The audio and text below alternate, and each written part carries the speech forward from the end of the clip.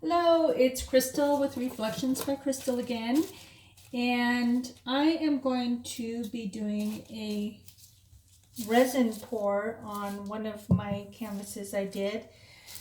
And just to let you know some of the things that I do before I get ready to pour is because the paint might have some silicone in it or oils.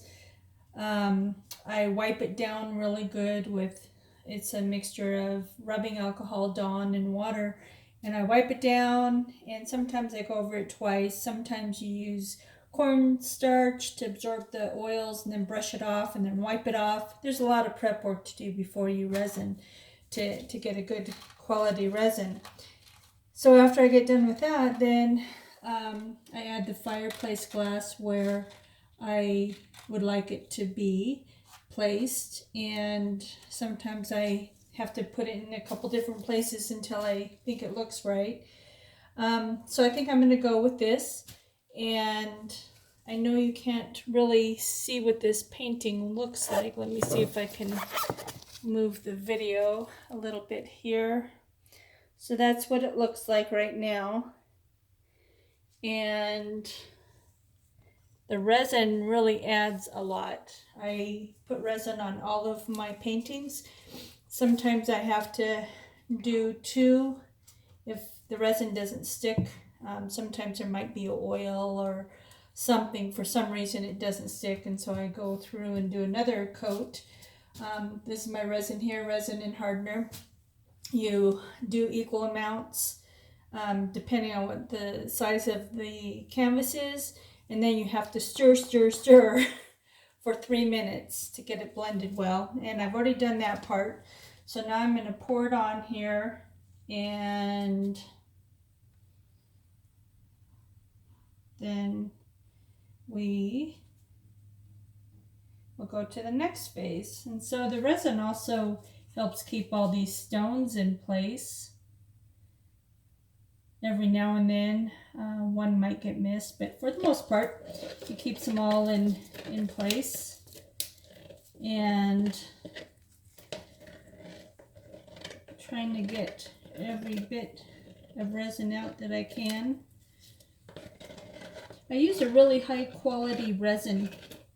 It's been tested for 1 full year in the Arizona heat, and with no fading or very, very little yellowing after 1 full year in the heat, direct sunlight. So I pay quite a bit more, but to me it's worth it to give my clients a good quality, a great quality product. All my paints are high quality, and that's just how I am. I treat my customers the way I would like to be treated, and I like to have nice things that are going to last. So what I do now that I got the resin poured on, is I'm going to turn on the torch and get the bubbles out.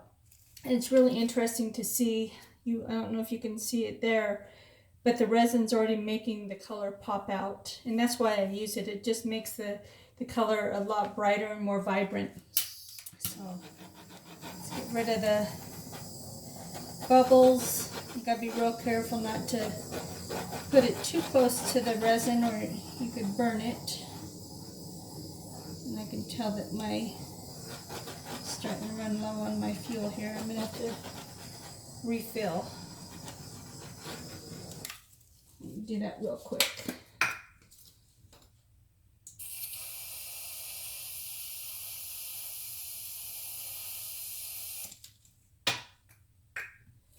Always have that handy.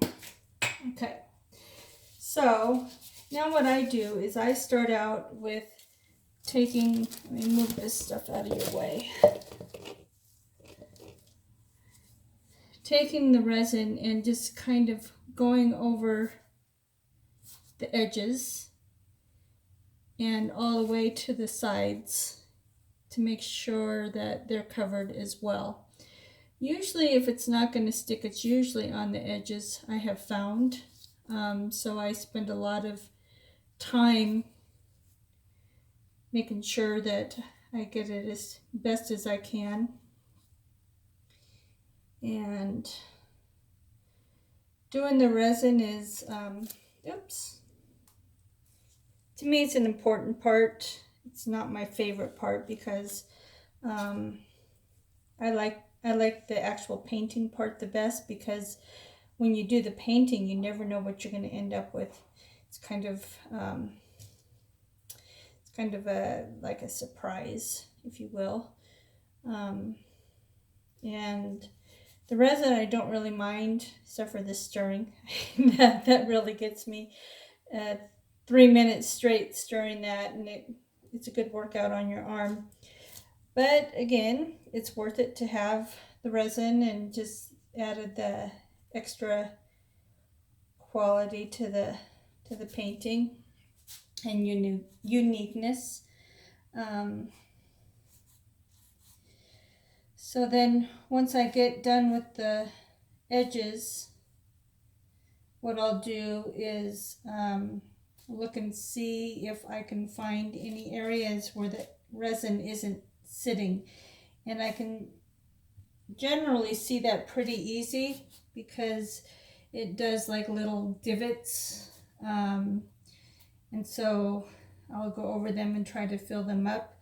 The resin is self-leveling, and so as long as your board or your canvas is level, you shouldn't have a whole lot of problems with the resin sticking. And then I go over the stones really good, just to make sure that they are, oh, there was a stone, where'd it go? Right there.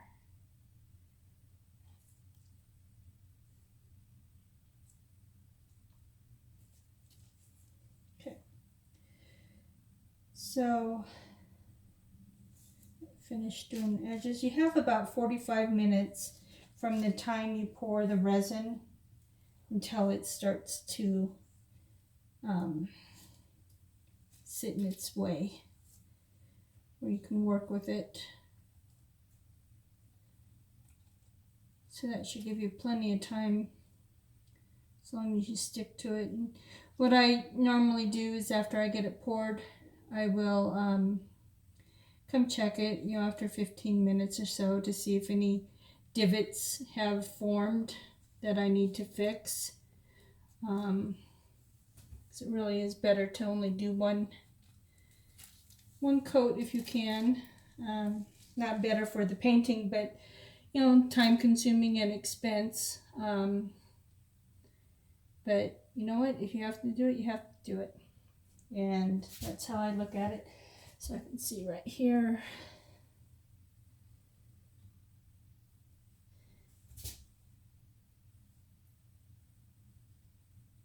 So what I'm doing now is I'm just kind of looking for those divots that I was telling you about. Making sure everything's covered. Looks like that's going to give me problems right there. So I'm going to go over this again. Get rid of any bubbles I may have stirred up.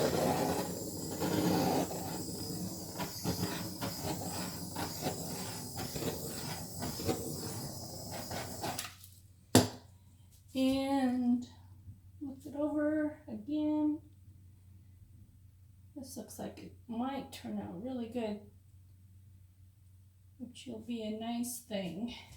It's kind of a hit and miss, because when I'm cleaning them off, you think doesn't matter how many times you go through them or wipe over it with the soap and rubbing alcohol, it always seems that there's one area that has to give you a bad time.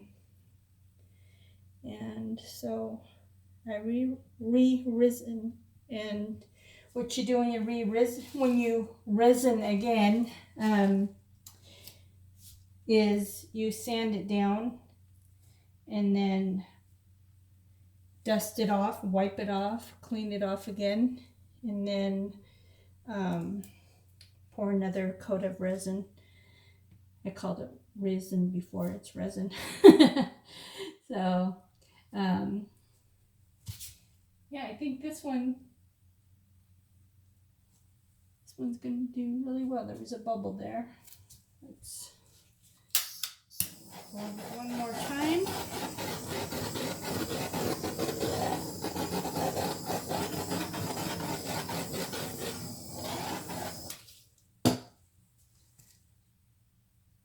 Yeah, I'm really liking this. This was an easy one for me. That's nice. I like it when that happens. So now what I'll do is I will try to show you what it looks like with the resin on. I don't know if you can see that. I've got lights above. Let me see if I can turn them off. Take some of the glare off. So that's what it looks like. I don't know how much. Oops, I'm going the wrong way. So that's it. And I will do another video soon. Thank you.